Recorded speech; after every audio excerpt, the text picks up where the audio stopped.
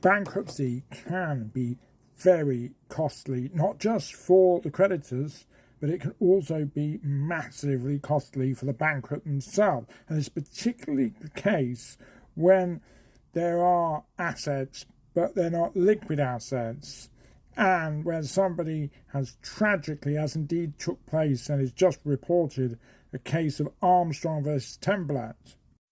Now, this is the case that I'm referring to, and it's only recently out. It's a case of where the debt was relatively, in the context of bankruptcy, the debt was relatively modest. Okay, it was a £15,000 council liability order. Okay, and the bankrupt had a couple of properties.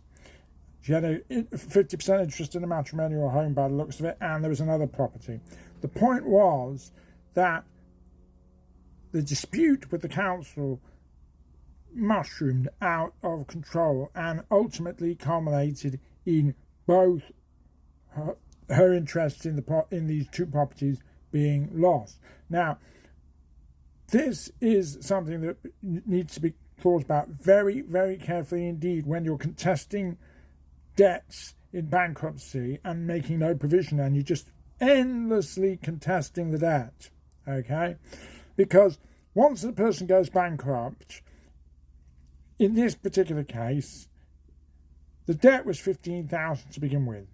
As soon as the individual goes bankrupt, immediately there's another debt that's walloped on, which is the official receiver, the government trustee in bankruptcy fees, which is £10,500. So basically 70% addition to the creditor's debt immediately. The official receiver doesn't even have to pick up a pen or paper, and that debt is immediately whacked on to the overall cost of bankruptcy, assuming there's no annulment, which didn't happen in this particular case. Okay, so, but let's just have a look at the way the judge looked at the case, because it really is quite a tragic case that commercially it was, it's just tragic.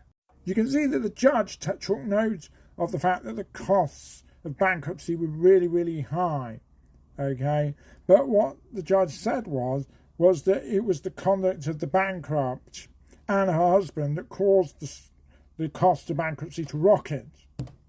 Costs owing to the council $15,000 in respect of liability. The trustee in bankruptcy advised the bankrupt that if she could settle the bankruptcy debt, she should seek independent legal advice. It seems that all commercial application may have just gone out of the window, because there's just dispute after dispute, including an application for the committal of the trustee in bankruptcy, which is highly unusual.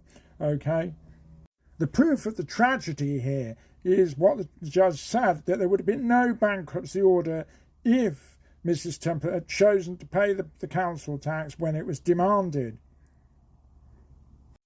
There were supplemental failures to cooperate with the trustee in bankruptcy, provide information, and there was just a whole stream of allegations. One thing, if you read the judgment, what you'll see is that the amount of paper that was generated by the bankrupt to dispute matters was, well, massive, to say the least. I mean, in terms of witness statements going to multiple parties, hundreds of pages. You can see here that in support of an application, there was a witness statement, 33 pages. The statement refers to a 243-page document that was sent to a particular member of Parliament. A 308-page document served on the head of the Insolvency Service, and an additional 421-page document served on the Insolvency Service. Now, this type of issue is where the problem is somebody gets a bit of a bee in their bonnet and just takes every single point, disputes everything to the nth degree.